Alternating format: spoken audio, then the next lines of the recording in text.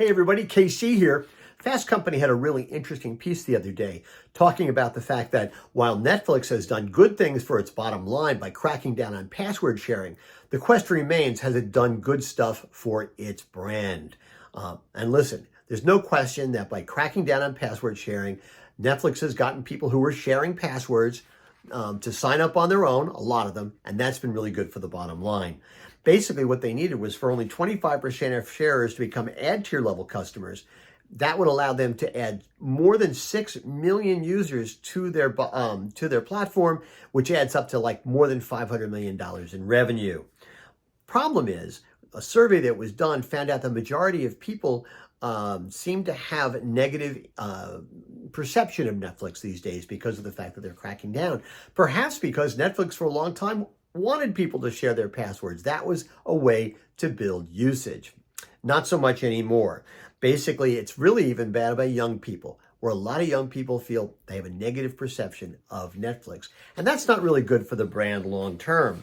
And the thing is, I'm sort of torn on this one. A brand isn't worth very much if it can't stay in business, right? Brand image is one thing, but you got to have the economics behind it.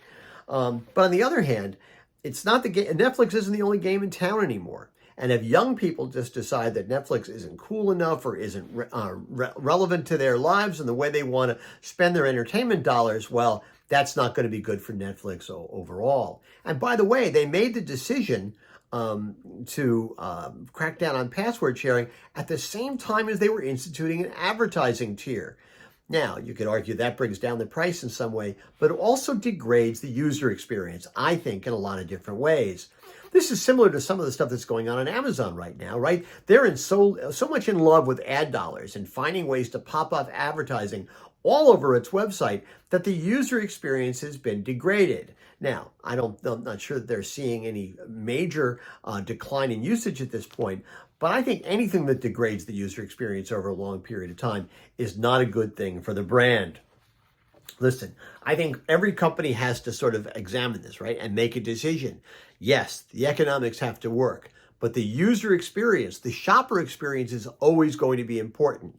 And the minute you take your eye off that ball, well, I think the risk is you're going to end up striking out. Anyway, that's what's on my mind this morning. And as always, I want to hear what's on your mind.